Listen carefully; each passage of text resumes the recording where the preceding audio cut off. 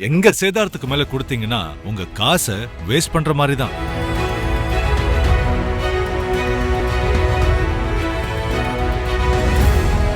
GT Holidays, South India's #1 travel brand.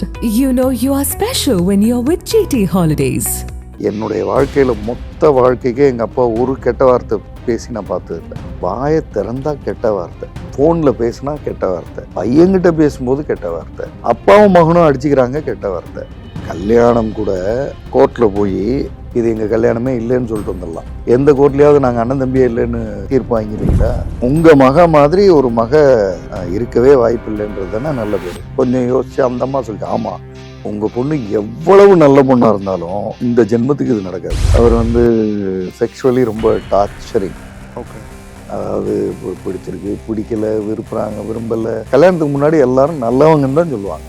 எந்த பையனும் அழுதுட்டு உட்கார்றதில்லை. எங்கள் அப்பா நல்ல பேர் எடுத்து சொன்னார், எங்கள் மனைவி வீட்டில் போய் சொல்லவே முடியல அப்படின்னு ஒரு பையனும் வர்றதில்லை. ஆனால் பெண்களுக்கு தான் இது நடக்குது. அப்போ இது ஒரு மன நோயா சார்? காரணம் அப்பா அம்மா தான். இப்போல்லாம் மேரேஜுக்கு போனால் ஒரு 5 வருஷம் கழிச்சு கிஃப்ட் கொடுப்போம்னு தோணுது. முதல்ல வாழட்டும், அப்புறம் கொடுத்துக்கலாம். வாழ்ந்து காட்டுறதுக்கு அப்புறம் ஒரு பரிசு. ஆமாம், இன்னைக்கு திருமணம் செய்து கொள்கிற பெண்களுக்கு ஆண்கள்கிட்ட இருக்கிற முக்கிய சவால் ஸ்மார்ட் ஃபோன். அதாவது எல்லா மனிதரை பற்றியும் நமக்கு கருத்துகளில் அவங்கள எதிர்கொள்ள முடியலன்னா அவங்களோட கேரக்டரில் அவங்கள டிஃபேம் பண்ண முடியுமான்னு பார்ப்போம். இன்னைக்கு நடந்துட்டு இருக்கு, இன்னைக்கு வர நடக்குது.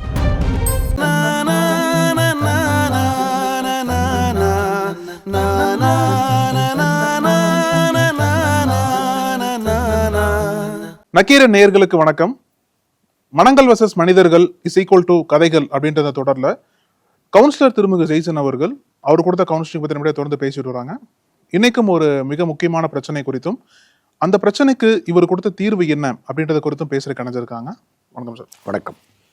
இன்னைக்கு என்ன சார் நம்ம டிஸ்கஸ் பண்ண போறோம்? இந்த திருமணத்துக்கு பிறகு ஒரு பெண் வராங்க, திருமணமாகி ஒரு 1-1.5 வருடங்கள் பெரும் ஸ்ட்ரெஸ்ஸில் இருக்காங்க. என்ன காரணம் அப்படின்னு அதுக்குள்ளே போனால், அவர் செய்கிறது தப்புன்னு தெரியுது எனக்கு. என்னோட மாமனார் மாமியார் செய்கிறதும் தவறுன்னு தெரியுது. எது சார்ந்த தவறுன்றது வேண்டாம், அதுக்குள்ளே போவோம். அது ஒரு பெரிய கதை. தவறு தெரியுது, ஆனால் சொல்ல முடியல. சொல்ல முடியும், ஒன்றும் பெரிய விஷயம் இல்லை. சொன்னால் பிரச்சனையாகும். பிரச்சனையானால் எங்கள் அப்பா அம்மா கிட்ட இந்த தகவல் போகும். எங்கள் அப்பா அம்மா பாவம், அவங்க கஷ்டப்பட்டு என்னை வளர்த்து இங்கே கொண்டு இப்போ தான் கல்யாணம், ஹாப்பியாக இருக்காங்க. நான் திருமணமாகி அந்த வீட்டில் இருந்து இந்த வீட்டுக்கு கிளம்பும்போது, அம்மா போகிற இடத்துல நல்ல பேர் எடு, அதெல்லாம் முன்ன பின்ன தான் இருக்கும், நாம் நினச்ச மாதிரிலாம் இருக்காது, நல்ல பேர் எடுத்துகிட்டு வா அப்படின்னு சொன்னாங்க. எதையாவது இங்கே தொட்டால் அது அங்கே நெகட்டிவாக போச்சுன்னா, ஐயோ நம்ம பொண்ணு சரியில்லையேன்னு அவங்க 2 பேரும் ஒரு மாதிரி ஆயிடுவாங்க. இப்போ அங்கே சொல்லக்கூடாதுன்றதுனால இங்கே கண்ணுக்கு எதிரில் தப்புன்னு பார்த்தா வீட்டுக்காரர் தண்ணி அடிக்கிறாரு, தப்பு. ஆல்கஹால் தப்பு. எனக்கு சொல்ல எல்லா உரிமையும் இருக்குது, எப்படி சொல்லணும்னு தெரியுது. ஆனால் சொன்னால் பிரச்சனையாகும். அவர் கேட்க மாட்டார். அவங்க அப்பா அம்மா அவங்க அப்பா ஆல்கஹால் சாப்பிட்றாரு. இதெல்லாம் திருமணத்துக்கு முன்னாடி தெரியாதுங்களே. ஓகே, அவங்களும் சொல்லலை. நாங்கள் விசாரித்தவங்களும் யாரோ 4-5 பேர்கிட்ட கேட்டவங்களும் அதெல்லாம் நல்ல குடும்பம். இப்போ கேட்டால் அதெல்லாம் ஏங்க தண்ணி அடி, யாருங்க இன்றைக்கி தண்ணி அடிக்காம அப்படின்றாங்க. அப்படின்னும்போது பயங்கர, அதாவது ஒரு அப்பாவே மகனை அது ஒன்றும் பிரச்சனை இல்லைன்றாரு. நாளைக்கு குழந்தை பிறந்ததுன்னா அப்போ இது சரியா இல்லையே. அம்மா ஃபேவரிட்டிசம் பண்ணுறாங்க, மகனுக்கு சரி எனக்கு தப்பு, இல்லைன்னா அப்பாவுக்கு சரி மகனுக்கு தப்பு, இல்லைன்னா அப்பாவுக்கு அதாவது மாமனாருக்கு சரி மருமகளுக்கு தப்பு. இந்த மாதிரி அவங்க இல்லைன்னா அவங்க சரி நாங்களாம் தப்பு, இப்படி தான் அவங்க பேச்சே இருக்கும். நான் படிச்சிருக்கிற படிப்புக்கு இதெல்லாம் சுட்டி காட்ட முடியும் என்னால். ஓகே, சுட்டி காட்டி சரி பண்ணிடக்கூட முடியும். ஆனால் இவங்க 3 பேரும் கேட்குறா இல்லை, பிரச்சனையாகும். இது வீட்டுக்கு போகும். இப்போ எங்கள் அப்பா அம்மா அது உன் வாழ்க்கை, நீ எப்படியோ வாழுமான்னு சொல்லிட்டா நான் இங்கே சரி பண்ணுவேன். ஆனால் சொல்ல மாட்டாங்க. அம்மா, எங்கள் அப்பாலாம் அழுதுருவார், கையை பிடிச்சிக்குவார், நல்ல பேர் எடுமா, அதுக்காக அம்மா வளர்த்துரும் அப்படின்னு தான் பேசுவார். எங்கள் அம்மா எங்கள் அப்பா கூட தான் இப்படி தான் பேசுவாங்க. என்ன பண்ணணும் நான் புரியல. ரொம்ப எக்ஸ்ட்ரீம் லெவலில் இப்போல்லாம் நாம் இருக்கணுமான்ற தாட் எனக்கு வருது அப்படின்றாங்க. இது கிட்டத்தட்ட இந்த ரித்தன்யா கேஸ் அது அது அது வேற. ஆனால் அப்பா அம்மா கிட்ட வந்து சொல்லியுமே கூட அவங்க அதை அடுத்த ஸ்டெப்பு கொண்டு போகலன்ற அந்த இதுக்கு இப்போ அவங்கள பற்றிய டீட்டெயிலாம் நான் இன்னும் கேட்குறேன். கணவர் எல்லாம் பேசுனதுக்கப்புறம் எனக்கு நான் பேச வேண்டியது வந்து உங்கள் அப்பா அம்மா, நீங்கள் கூட இல்லை, உங்கள் கணவர் உங்கள் மாமனார் மாமியார்லாம் அப்புறம் பேசிக்கலாம், அதான் நீங்கள் ஹேண்டில் பண்ணுவேன்றீங்களே. அப்போ உங்கள் அப்பா அம்மாவுக்கு இதை புரிய வச்சுட்டா அவங்க ஃப்ரீ தானே. அப்பா அம்மா வந்தாச்சு. அப்பா அம்மா வந்தால் இந்த பொண்ணு எல்லாம் இதெல்லாம் பேசி உங்களை அதுக்கு தான் வர சொல்லியிருக்கு எல்லாம் சொன்னதுக்கப்புறம் அந்த பொண்ணுக்கு நல்ல பேர் எடுக்கிறதுன்னு ஒன்று சொல்கிறீங்களே, அது என்னது? என்ன மெஷர்மெண்ட்டில் சொல்லுங்க. என்ன நல்ல பேர்னா என்ன எனக்கு புரியல. நல்ல பேர்னா நல்ல பேர் எடுக்கிறது அது தெரியும். ஆனால் நீங்கள் சொல்கிற நல்ல பேருன்றது என்ன? யாருக்கிட்ட எடுக்கணும்? எந்த சூழ்நிலையில் எடுக்கணும்? எத்தனை வருடம் வரை எடுக்கணும்? சாகிற வரை எடுக்கணுமா? முதல் 2 வருஷம் எடுத்தால் போதுமா? அதுக்கு ஏதாவது டெட்லைன் இருக்கா? எல்லாம் கேட்டு தான் அவங்களுக்கு ஒன்றும் பேச்சு மூச்சு இல்லாமல் நிற்கிறதுன்னு சொல்லுவாங்களே. ஏன்னா இவ்வளவு கேட்குறீங்க. நான் நல்ல பேர் எடுக்க வேண்டியதுதான், சாகிற வரை எடுக்க வேண்டியதுதான் அப்படின்றார். அப்படின்னா மனங்கொணாமல் நடந்துக்கணும். மனங்கொணாமல் நடந்துக்கிறதுனா அவங்க நல்லது கெட்டது இருக்கும், பார்த்து அனுசரித்து இருந்துக்க வேண்டியது தான். நீங்கள் மொத்தம் ஃபேமிலியில் எத்தனை பேர்? அவர் சொல்கிறார். அவர் ஒருத்தர், தம்பி 2 பேர்.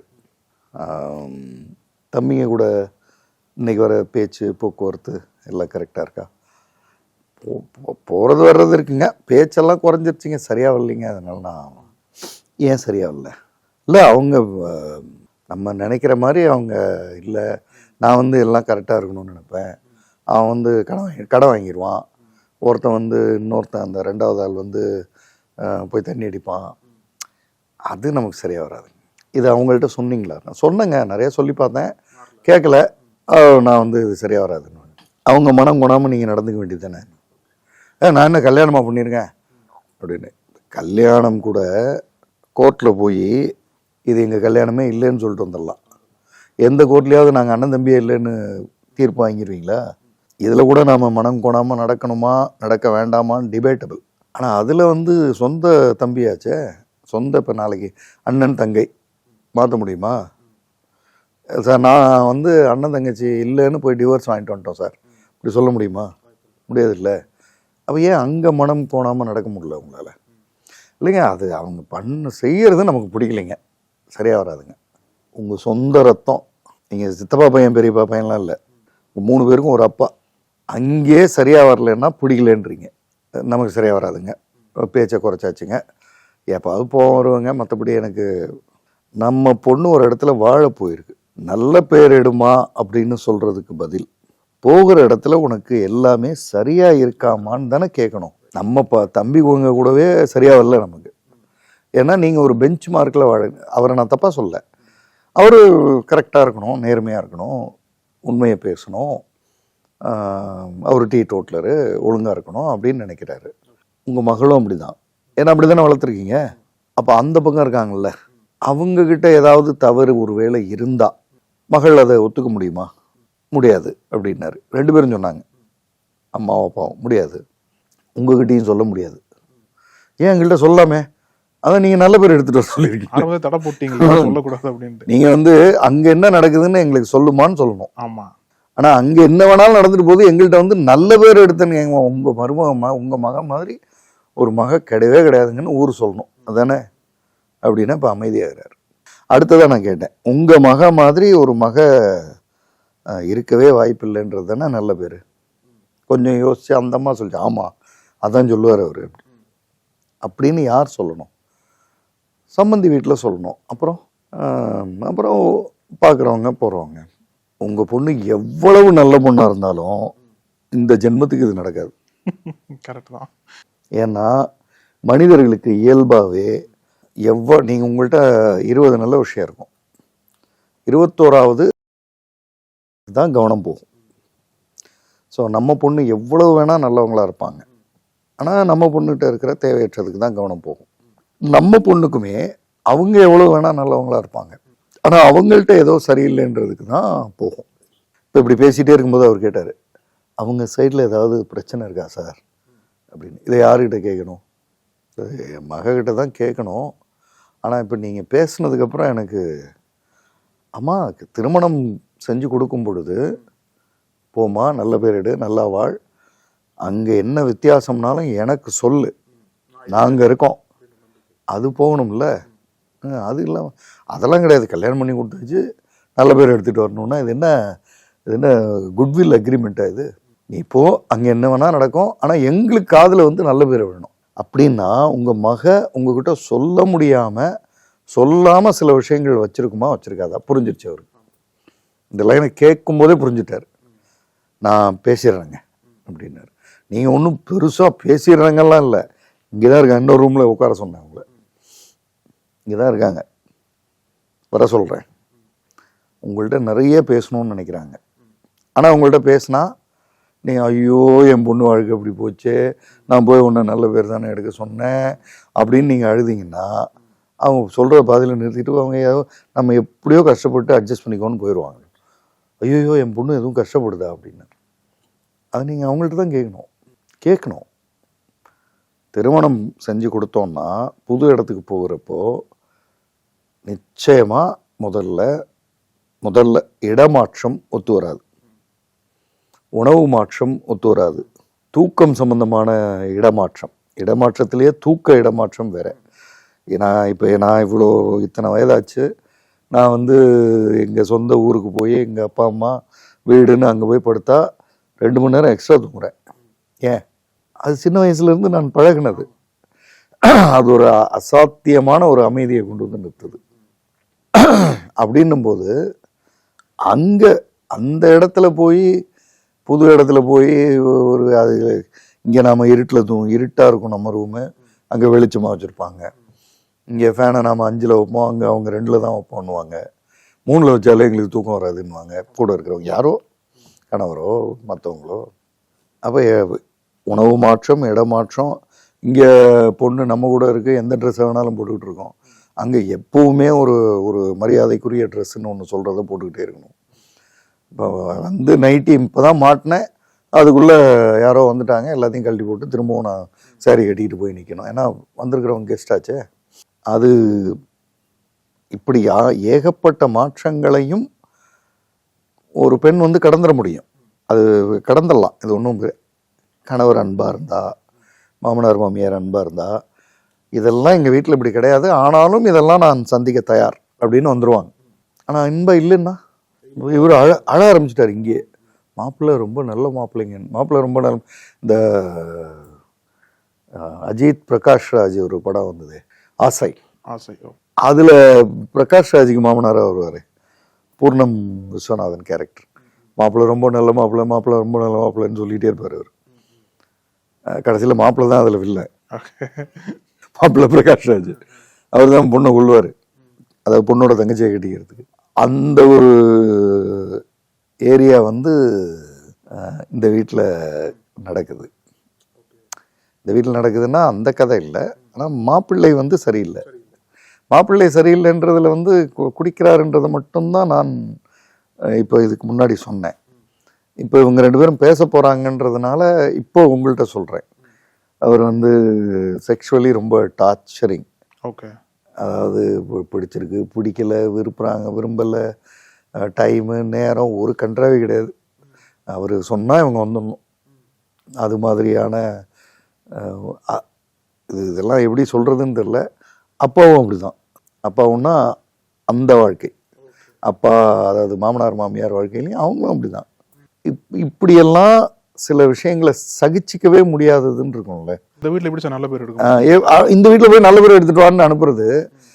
நான் இவர்கிட்ட கேட்டேன், நீங்கள் பொண்ணுக்கிட்ட பேசுங்க, அப்புறம் நான் உங்கள்கிட்ட பேச வேண்டியிருக்கு, உங்கள்கிட்ட நிறைய கேட்க வேண்டியிருக்கு அப்படின்னு சொல்லிட்டு நான் இவங்க 2 பேரையும் பேச சொன்னேன். இப்போ பொண்ணு வந்தாங்க, பேச ஆரம்பித்தாங்க. ஒரு லெவலுக்கு மேலே அவங்களுக்கு இவங்களை பார்க்குறாங்க, இவங்க ஏதாவது உடஞ்சிருவாங்களோ அப்படின்னு. இல்லைம்மா, சாரு சொல்லிட்டாரு, நான் வந்து நாங்கள் தப்பாக என்னமோ ஊர் உலகம் எப்பவும் சொல்கிற மாதிரி நாங்களும் சொல்லிட்டோம், நான் என்னை திடப்படுத்தி கரெக்டாக வச்சுக்கிறேன், நீ ஒன்றும் கவலைப்படாத, நடந்தது பூரா சொல்லு அப்படின்னா இப்போ நான் சொன்ன மாதிரி எல்லாவற்றையும் சொல்கிறாங்க. கேட்டால் இவர் வந்து பிரம்ம பிடிச்சி உட்காந்துருப்பாங்கன்னுவாங்களே, அப்படி உட்காந்துருக்காரு. அந்த அம்மா வந்து பொண்ணோட அம்மா, அவங்க வந்து ஏங்க ஏங்க அப்படின்னு கையை பிடிச்சிக்கிறாங்க, தண்ணி கொண்டு வந்து கொடுக்குறாங்க எல்லாம். அவர் வந்து ஷாக்டு அப்படின்றத அந்த பிஹேவியர்ஸ்லாம் உணர்த்திக்கிட்டே இருக்கு. கொஞ்ச நேரம் கழித்து அவர் பேசுகிறார்.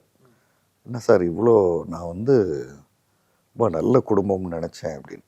நல்ல குடும்பம்னு நினச்சிங்கல்ல, இப்போ தப்பு அப்படின்னு ஆயிடுச்சு. ஏதோ அவங்க சொல்கிறதுல 50% உண்மையாக இருக்கட்டும், அப்போவும் நல்ல குடும்பமா இதுன்னு கேட்டேன், இல்லைன்ட்டார். சரி தப்புன்னு ஆயிடுச்சு. இந்த தப்புக்கு யார் பொறுப்பு? நான் தான் சார் பொறுப்பு. நம்ம சரியாக பார்த்து வச்சோமான்னே நமக்கு தெரியல, ஆனால் நல்ல பேர் போய் எடுத்துகிட்டு வரணுன்னா எப்படி? அது இப்போ பார்த்துட்ருக்கிற பேரண்ட்ஸுக்கும் செய்தி அதுதான். நம்ம முதல்ல ஒரு சம்பந்தின்னு ஒன்று பார்க்குறோம்ல, அதை சரியாக பார்த்துட்டோன்னு நம்மளால சொல்ல முடியுமா? அவங்கள பற்றி அனைத்து உண்மைகளும் நமக்கு தெரியுமா? கல்யாணத்துக்கு முன்னாடி எல்லாரும் நல்லவங்கன்னு தான் சொல்லுவாங்க. வேற என்ன, அவருங்க தண்ணி அடிப்பாருங்க, வந்து செக்ஷுவலி ரொம்ப அக்ரெசிவாக இருப்பாருங்க, இப்படியா சொல்லுவான் ஒருத்தன்? இப்படி சொல்லியா நமக்கு பொண்ணு கொடுங்கன்னு கேட்பான்? அப்படிலாம் சொல்ல மாட்டாங்க. அவங்க அப்படியே வானத்திலிருந்து இறங்கி வந்த மாதிரி தான் சொல்லுவாங்க. நம்மள எத்தனை பேருக்கு அந்த குடும்பத்தை பற்றிய தகவல்களை வேறு வேறு விதங்களில் நாம் கலெக்ட் பண்ணி ஆகணும் அப்படின்றது எத்தனை பேர்? அப்படி கலெக்ட் பண்ணாலே முழுமையாக நம்ம பண்ணிட முடியாது.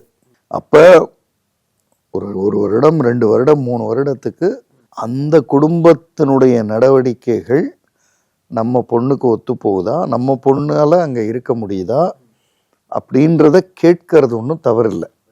ஆனால் இங்கே ஒரு பொது புத்தியில் ஒன்று சொல்லப்பட்டிருக்கு. கல்யாணம் பண்ணி போயிட்டா எதாக இருந்தாலும் நீ அங்கே பார்த்துக்கணும், இங்கே சொல்லக்கூடாது. எங்கள் காதுக்கு நீ நல்ல பொண்ணுன்னு பிறந்து விட்டே மறந்துடணும். ஆமாம், இது வந்து பையன்கிட்ட வர்றதே இல்லை. எந்த பையனும் வந்து அழுதுட்டு வந்து உட்கார்றது இல்லை. எங்கள் அப்பா நல்ல பேர் எடுக்க சொன்னார், எங்கள் மனைவி வீட்டில் போய் சொல்லவே முடியல அப்படின்னு ஒரு பையனும் வர்றதில்லை. ஆனால் பெண்களுக்கு தான் இது நடக்குது. அப்போ இது வந்து ஒரு மன நோயா சார்? காரணம் அப்பா அம்மா தான் நல்ல பேர் எடுக்கணும். இப்போ நான் திரும்ப இவர்கிட்ட கேட்டேன், இப்போ சொல்லுங்கள் சார், நல்ல பேர் எடுக்கணும்னா என்ன பண்ணணும்? ஒரு பேரும் வேண்டாம் அப்படின்னாரு. ஒரு பேரும் வேண்டாம், என் பொண்ணு சந்தோஷமாக இருந்தால் போதும். முதல்ல நல்ல பேர் எடுக்கணுன்றதுக்கும் இப்போ என் பொண்ணு சந்தோஷமாக இருக்கணுன்றதுக்கும் என்ன வித்தியாசம்னு கேட்டேன். நல்ல பேர் எடுக்கணும்னா அவங்க என்ன சொன்னாலும் நம்ம வந்து சரியாயிடணும், சொசைட்டிக்கு முன்னாடி நல்லதாக காட்டு. ஆமாம், இப்போ 1000 இருக்கும். நீங்கள் எத்தனையோ இப்போ மேரேஜுக்கெலாம் போனால், எனக்கு ரொம்ப இயல்பாக சொல்கிறேன், இப்போல்லாம் மேரேஜுக்கு போனால் ஒரு 5 வருஷம் கழித்து கிஃப்ட் கொடுப்போம்னு தோணுது. முதல்ல வாழட்டும், அப்புறம் கொடுத்துக்கலாம். வாழ்ந்து காட்டுறதுக்கு அப்புறம் ஒரு பரிசு. ஆமாம், அந்த காலத்துலலாம் கொடுத்தாங்கன்னா சாகிற வரை ஒன்றா வாழ்வாங்கன்னு நினச்சி கொடுத்தாங்க. அது ஒரு கவுன்சிலராக சொல்கிறேன், வாழட்டும், ஒன்றும் அவசரம் இல்லை, வாழட்டும். ஒரு வேளை பிரிஞ்சுட்டாங்கன்னு வைங்களேன், 2 கிஃப்ட்டு கூட கொடுத்துருவோம், நோ இஷ்யூ. ஆனால் வாழட்டும். நம்ம இங்கே கிஃப்ட்டுன்றது வந்து கிஃப்டை கொடுக்கறதுக்காக சொல்லலை. அந்த வாழறது அப்படின்றது இருக்குல்ல, அது வந்து இப்போ இருக்கிற சூழலில் வந்து பலவிதமான சவால்களுக்கு உட்பட்டது. இன்றைக்கி வாழ்வியல் முறை மாறிடுச்சு. ஸ்மார்ட் ஃபோன் இன்னைக்கு திருமணம் செய்து கொள்கிற பெண்களுக்கு, குறிப்பாக பெண்களுக்கு, ஆண்கள்கிட்ட இருக்கிற முக்கிய சவால் வந்து ஸ்மார்ட் ஃபோன். ஸ்மார்ட் ஃபோனை பார்க்கறது அது ஒரு பகுதி, ப்ரௌஸ் பண்ணுறது, ரீல்ஸ் பார்க்குறது, சும்மா எப்போ பார்த்தாலும் ஒன்று அரசியல், இல்லை சினிமா, இல்லை சோஷியல் மீடியா, அப்படி இது ஒரு பகுதி. ஸ்மார்ட் ஃபோனில் பார்க்கக்கூடாத பார்த்துக்கிட்டு இருக்கிறதே காலையிலேருந்து நைட்டு வரை வேலையாக வச்சுருக்கிற கணவன் பெட்ரூம் பக்கம் இன்ட்ரெஸ்டே காட்டுறதில்ல. இது ஒரு சவால். இந்த சவால் தான் இன்றைக்கி அதிகமாக இருக்குது.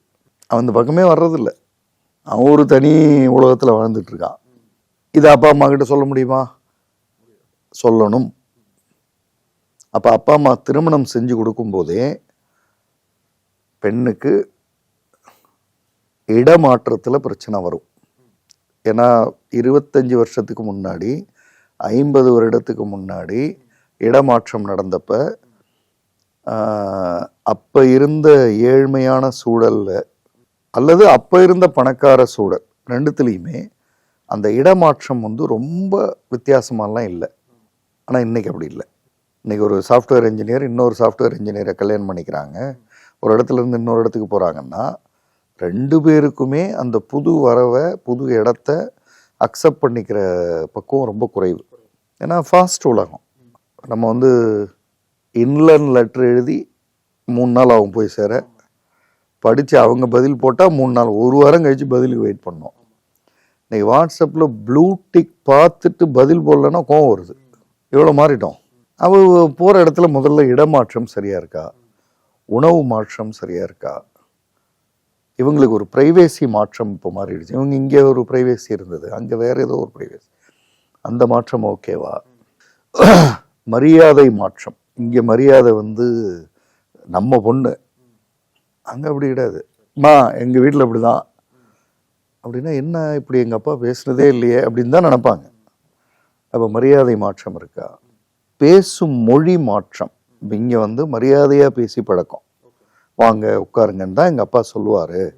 எங்கள் அப்பா ஒரு கெட்ட வார்த்தை, இந்த கவுன்சிலிங்கில் எத்தனையோ பெண்கள் வந்து பேசுகிறப்ப, என்னுடைய வாழ்க்கையில் மொத்த வாழ்க்கைக்கே எங்கள் அப்பா ஒரு கெட்ட வார்த்தை பேசி நான் பார்த்ததில்லை. வாயை திறந்தா கெட்ட வார்த்தை, ஃபோனில் பேசினா கெட்ட வார்த்தை, பையன்கிட்ட பேசும்போது கெட்ட வார்த்தை, அப்பாவும் மகனும் அடிச்சுக்கிறாங்க கெட்ட வார்த்தை. அப்போ மொழி மாற்றம். நம்ம நினைக்கிற மாதிரி மேரேஜ்ன்றது என்னமோ அப்பா அதெல்லாம் போய் வாழ வேண்டியதான் அப்படின்னா, நீங்கள் படிக்கலை. யார்? அம்மா, பாட்டி, கொள்ளு பாட்டி. அதனால் அப்பா வந்து பிரம்மாண்டமாக இருந்தார், அவர் என்ன சொன்னாலும் சரின்னு உட்காந்துக்கிட்டோம். எத்தனையோ கொள்ளு பாட்டி திருமணங்களில் பாட்டனை பாட்டி ஃபஸ்ட் நைட்டில் பார்த்தாங்க. ஃபஸ்ட் நைட்டில் தான் ஃபஸ்ட்டு பார்த்தாங்க. இன்றைக்கி அது நடக்குமா? யாருன்னே தெரியாது.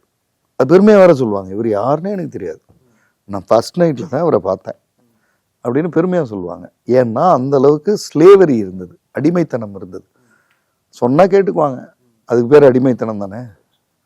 இப்போ படிச்சிருக்காங்க, ரைட் ராங் கேள்வி கேட்க முடியும்.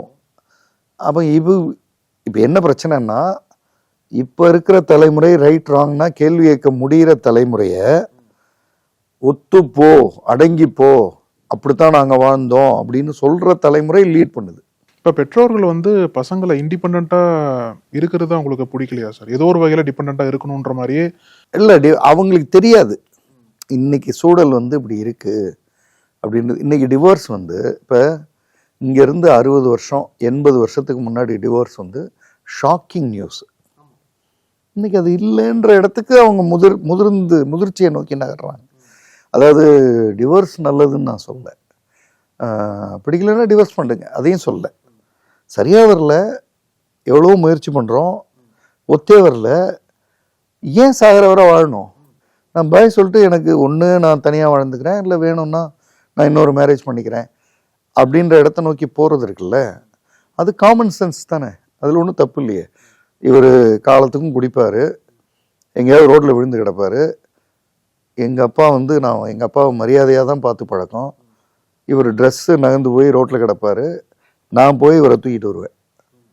நான் தூக்க போகிறதில்ல, எனக்கு ஒரு அசிஸ்டண்ட் இருக்காங்க, நான் நல்ல பெரிய வீட்டில் தான் வாக்கப்பட்டிருக்கேன், எனக்கு கீழே 2 பேர் இருப்பான், வாடான்னு கூட்டிகிட்டு போய் அவனை தூக்கிட்டு வந்து உட்கார வச்சு கழுவி ரெடி பண்ணி அவனை கொண்டு வந்து, அப்படி ஏன் நான் வாழணும், என்ன எனக்கு என்ன தலையெழுத்து அப்படின்னு இப்போ கேட்குறாங்கல்ல. அதை போன தலைமுறை கேட்கல, கொள்ளுப்பாட்டி கேட்கல, கொள்ளுப்பாட்டிக்கு முந்தினதெல்லாம் கேட்க யோசிச்சது கூட இல்லை. அவங்க நல்ல பேர் வந்து இது வரைக்கும் வரல, அங்கேயே போயிடுச்சு. அதனால் இப்போ இந்த கேள்வி கேட்கறதுனால நல்ல பேர் இல்லை அப்படின்னு நினச்சி பேரண்ட்ஸ் வந்து அனுசரித்து போ. இன்னைக்கு நடக்கிற நிறைய வரதட்சணை இல்லை, மேரேஜுக்கு பிறகு நடக்கிற நிறைய ஒருவேளை சூசைட்ஸ் நடந்தால் அதுக்கு பின்னாடி இருக்கிற ஒற்றை வார்த்தைன்னா ஒத்துப்போ, அனுசரித்து போ, அப்படி தான் இருப்பாங்க, முன்ன பின்ன தான் இருக்கும், நீ தான் அவங்கள திருத்தணும். இது என்ன லாஜிக்னே புரியல. இவங்க 60 வருஷம் வாழ்வாங்களாம், 50 வருஷம் வாழ்வாங்களாம், சரியான ஆணையோ பெண்ணையோ மாப்பிள்ளையா பெண்ணா தேர்ந்தெடுக்க முடியாதான். இப்போ வாழ்க்கையை தொடங்குற 30 வயசு பெண் அல்லது 20-25 வயசு பெண் அவங்க அவரை திருத்தி சரி பண்ணி கொண்டு வரணும். ஏன் உங்கள் எக்ஸ்பீரியன்ஸ் ப்ராக்டிக்கலாக ஒர்க் அவுட் ஆக மாட்டேங்குது? உங்கள் எக்ஸ்பீரியன்ஸே ப்ராக்டிக்கலாக ஒர்க் அவுட் ஆகலையே, இப்போ கல்யாணம் பண்ணிக்க போகிறவங்களை ப்ராக்டிக்கலாக அது சரியாக வரணும்னு எதிர்பார்க்கறது எப்படி சரியாக வரும் சார்? இந்த பெற்றோர்கள் வீட்டில் இருக்கக்கூடிய பெரியவங்கெல்லாம் என்ன சொல்லுவாங்க அப்படின்னா, அவங்கெல்லாம் ஆலமரம் மாதிரி அப்படின்ற மாதிரி ஒரு வாதம் வைக்கப்படும். என்னன்னா, அவங்க பசங்களுக்கு நிழலாகவும் இருப்பாங்க, அதே டைம்ல நிழலாக இருக்கிறது பாசிட்டிவ் தான், ஒரு ஆதரவா இருக்காங்கன்னு சொல்லிட்டு பார்க்கலாம். ஆனா இன்னொரு டைம்ல அதே ஆலமரத்தை வந்து அசைக்க முடியாது, மாற்ற முடியாது. அங்க வந்து ஒரு கைண்ட் ஆஃப் ஒரு கடினமான வாழ்க்கை தானே சார் பசங்களுக்கு. ஆலமரமும் இருக்கும். ஆலமரத்துக்கு கீழே வேற ஏதாவது பெரிய மரம் வளர்ந்து பார்த்துருக்கீங்களா? ஆலமரத்தை விட அதிகமாக உயரமா? அப்போ ஆலமரத்தோட பெரிய பிரச்சனை வந்து எந்த அளவுக்கு சேஃப்டி கொடுக்குதோ அந்த அளவுக்கு வேற எதுவுமே வளர முடியாது. அதுவே தான் அதனுடைய பிரான்ச்சை வளர்த்துக்கிட்டே போகும். அப்ப எங்க இவங்க கொஞ்சம் மாறணும்னு பாக்குறாங்க சார். மனநிலை வந்து எந்த இடத்துல மாத்திக்கணும்? இல்லை, அந்த அந்த ஊமையே தப்பு. அந்த ஆலமரம் அந்த ஊமையெல்லாம் அதெல்லாம் ஏதோ ஒரு காலகட்டத்தில் எதுக்கோ சரி. இன்னைக்கு வந்து தனித்தன்மையான மனிதர்களாக எல்லாரும் உருவாகிறாங்க. ஏன்னா நாலேஜ் வந்து இன் ஆல் ஃபார்ம்ஸ் வந்துடுது. இன்னைக்கு உங்களுக்கு ஒரு டவுட் இருந்ததுன்னா 3 தலைமுறைக்கு முன்னாடி பெரியவங்கள்ட்ட போய் கேட்டாங்க, 2 தலைமுறைக்கு முன்னாடி அப்பா கிட்ட கேட்டாங்க, போன தலைமுறையில் கொஞ்சம் படித்து தெரிஞ்சுக்கிட்டாங்க. இன்னைக்கு கூகுள் சொல்லுது, டீப்சீக் சொல்லுது, சாட்ஜிபிடி சொல்லுது. அது சொல்றதெல்லாம் சரியா தப்பான்றது அப்புறம். ஃபர்ஸ்ட் ஹேண்ட் ஒரு இன்ஃபர்மேஷன் கிடைச்சிருது, ஒரு டூல் இருக்கு நம்மள்ட்ட. ஆமா, அதுல சரியா புரிஞ்சுக்கிறவன் சரியா புரியாதவன் திரும்ப வந்து கேட்டுக்கிறான். அது என்னமோ நடந்துருது. அப்போ உங்களை எதிர்பார்த்து உங்களுக்கு அந்த காலகட்டத்தில் கொடுத்த மரியாதை அப்படின்றதெல்லாம் அதெல்லாம் இனிமே வராது.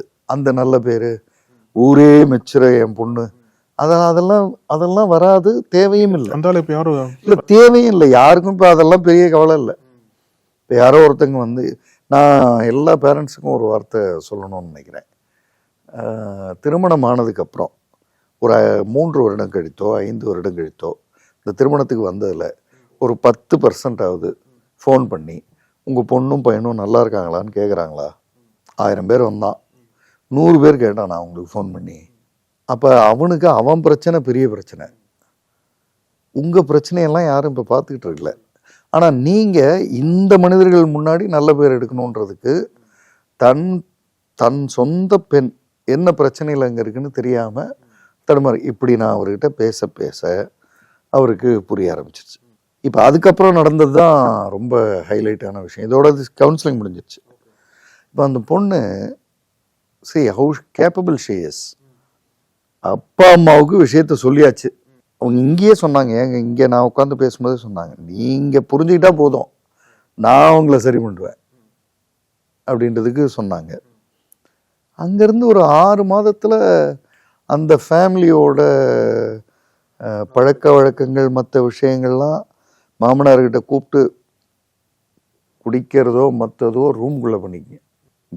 இங்கே ஹாலில் உட்காந்துட்டு சாப்பிட்றது அது இதெல்லாம்னா நான் இங்கே இருக்க மாட்டேன், கிளம்பிடுவேன். அப்பா பின்னாடி நிற்பாருன்ற நம்பிக்கையில் தைரியமாக பேசுகிறேன். நான் கிளம்பிடுவேன்.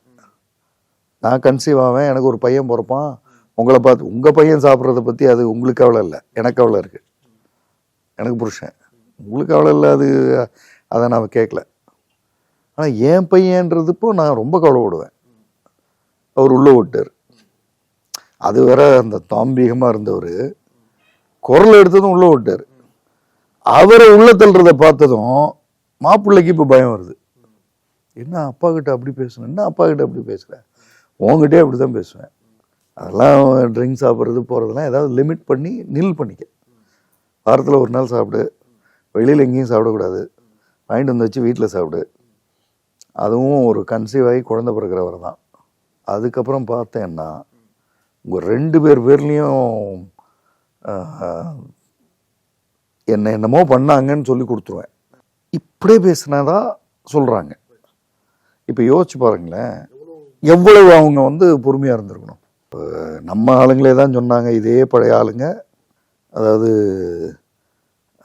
ஆடி கறக்கிற மாட்டை ஆடி கறக்கணும், பாடி கறக்கிற மாட்டை பாடி கறக்கணும். அதுலேயே அடுத்துல இன்னொன்று 2ம் சரி வரலைன்னா 4 சாத்துனா சரியாயிரும். இப்போ அவங்க கையில் எடுத்துட்டாங்கல்ல. இது சரியா தப்பாலாம் தேவையில்லாத வேலை, அவங்களுக்கு ஒர்க் ஆகுது, நமக்கு அது தேவையில்லாத வேலை. அவர் வீட்டுக்குள்ளே வராரு, வெளியில் சாப்பிட்றது இல்லைன்றது ஃபஸ்ட்டு நடக்குது.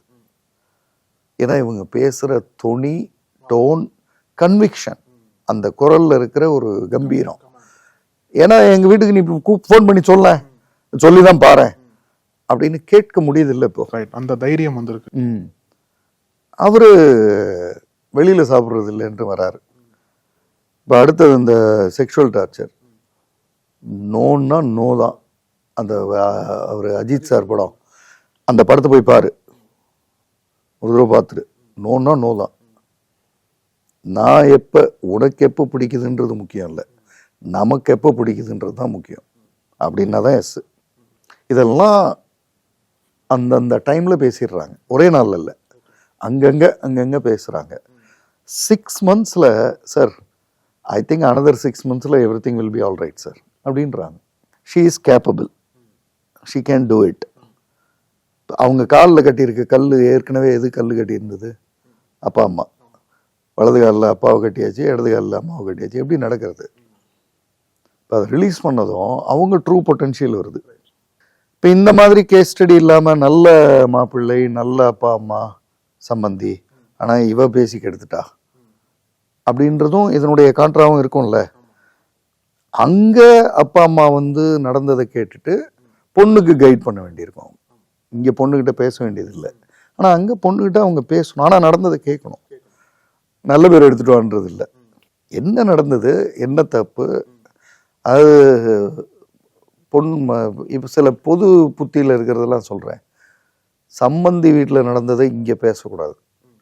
அது என்ன லாஜிக்னே எனக்கு புரியல. சம்பந்தி வீட்டில் நடந்ததை பொண்ணு அப்பா கிட்ட பேசக்கூடாதுன்னா வேற எங்கே போய் பேசுவோம்? சரி, வேற எங்கேயோ போய் பேசுது. எக்ஸ்ட்ரா மேரிட்டல் அஃபேர் வந்தால் கேட்கக்கூடாது. அப்பா அம்மா கிட்ட சொல்ல முடியாதுன்னா அது வேற யார்கிட்ட போய் சொல்லும்? 2 சாய்ஸ் இருக்குது. ஃப்ரெண்ட்ஸு அது சர்க்கிளில் சொல்லும், அல்லது கேட்குறவன்ட்ட சொல்லும். அப்போ அது எக்ஸ்ட்ரா மேரிட்டல் அஃபேர்லாம் பேசக்கூடாது. நாளைக்கு நீ பெற்று போட்டுருவ, 25 வருஷம் வளர்ப்ப, கட்டி கொடுத்துருவ, நல்ல பேரை மட்டும்தான் நாங்கள் கேட்கணும். ஏன் நீ நல்லா வளர்த்துருக்கேன்னா நல்ல பேர் வரும்ல உனக்கு. பொண்ணு சரியாக தானே செய்யும்னு ஏன் உனக்கு தோண மாட்டேங்குது? அது என்ன புதுசாக நல்ல பேர்னு எங்கேயோ பிளேட்டில் வச்சா விற்கிறாங்க அதை? நீ நல்லா தானே வளர்த்துருக்க, அப்போ போய் பொண்ணு ஒழுங்காக தானே இருக்கும், இருந்தால் நல்ல பேர் தானே வரும். அது எதுக்கு சொல்கிற? நீ போய் ஒழுங்காக நீ இங்கே இருந்த மாதிரி அங்கே இருமா போமான்னு சொல்லு. ஆனால் இங்கே வந்து உனக்கு ஒரு சில சௌகரியங்கள் இருந்தது, அது இருக்காது, அதை அனுசரிச்சுக்கோ, அது ஓகே, அதில் ஒன்றும் ப்ராப்ளம் இல்லை.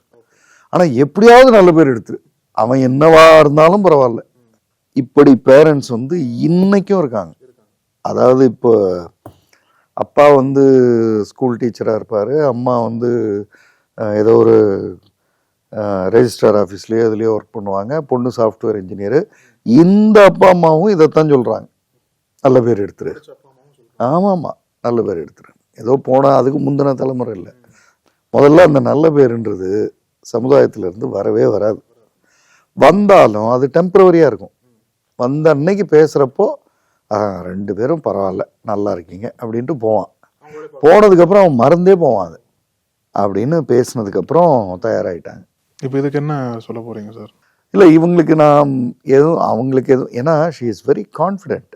இந்த அவங்க வந்து அவங்க வந்து பேசுனதில் அப்பா அம்மா கிட்ட தான் நான் பேசணும்னு நான் முடிவு பண்ணுறேன்னா என்கிட்ட அவங்க எவ்வளோ கான்ஃபிடென்ட்டாக பேசியிருக்க கூடும். ஆனால் நான் என்ன பாசிபிளி பார்க்குறவங்களுக்கு சொல்லுவேன்னா, சில புத்தக வாசிப்புகள் வந்து தான் நமக்கு இந்த மாதிரியான உண்மைகளை வந்து உணர்த்தும். இப்போ இதை ஏன் இப்படி கேட்கணும், இதை ஏன் இப்படி செய்யணும் அப்படின்ற சில புத்தக வாசிப்புகள் இருக்கு இல்லையா, அதில் வந்து எனக்கு மனசுக்கு படுறது வந்து ஜெயகாந்தன் அவர்களோட புத்தகங்களில். இப்போ நான் பேசுகிறப்போ இந்த நல்ல பேர் எந்த தட்டில் வச்சு எங்கே விற்கிறாங்கன்னு கேட்டேன்ல, இது மாதிரியான கேள்விகள் கதை சொல்லும் போக்கிலேயே இடையில வந்துடும். அவர் வந்து இந்த தலைமுறைக்கும் முந்தின தலைமுறை இல்லையா, அந்த பழைய அந்த தலைமுறைக்கு உண்டான பேச்சு செயல் தானே இருக்கணும். அப்படி இருக்காது. இந்த தலைமுறைக்கு ஏற்ற மாதிரி இந்த தலைமுறையும் இல்லை, அடுத்த தலைமுறை வந்தாலும் அவர் புத்தகத்தை படித்தா 4 கேள்வி உள்ள வரும். அதுக்கு ஈக்குவலாக இதே மாதிரியான கேள்விகளை எழுப்புறது வந்து பெரியாருடைய கேள்விகள் இருக்கும். பெரியாருடைய இதில் அவர் கடவுள் மறுப்பு அதெல்லாம் ஒரு ஓரம் வச்சுட்டு கேள்விகளை வந்து அவர் கேட்டிருக்கிற விதம் இருக்குல்ல, அதுக்காகவே படிக்கணும். கேள்விகளை வந்து அவர், அதாவது எல்லா மனிதரை பற்றியும் நமக்கு வந்து கருத்துகளில் அவங்கள எதிர்கொள்ள முடியலன்னா அவங்களோட கேரக்டரில் அவங்கள டிஃபேம் பண்ண முடியுமான்னு பார்ப்போம். இன்னைக்கு நடந்துட்டு இருக்கு, இன்னைக்கு வர நடக்குது. கருத்துக்களை எதிர்கொள்ள முடியாதவங்களுக்கு தான் இந்த கேரக்டர் டிஃபேமிங் நடக்கும். அதில் பெரியாரும் அடக்கும். ஆனால் என்ன ஆச்சரியம்னா அவரே அதை சொன்னார். நான் சொல்கிறத முழுசாக கேளு, போய் யோசிச்சுப்பாரு, ஒரு சிந்தின்வர், சிந்தி சரியாக வந்தால் பாரு, உனக்கு சரியாக வந்தால் எடுத்துக்கோ, இல்லைன்னா தூக்கி போட்டு போ, நானே சொன்னாலும் எடுக்காத. இதை விட ஒரு சிறந்த சிந்தனை எங்கேருந்து வர முடியும்? அப்போ அவருடைய கருத்துக்களில் இடையில வர்ற கேள்விகள் இருக்குல்ல, ரொம்ப ரொம்ப முக்கியமான கேள்விகள் அவை. நீங்கள் அதற்கான அந்த ஜாடை வந்து எம்ஆர் ராதாவோட பேச்சில் இருக்கும். ஓகே.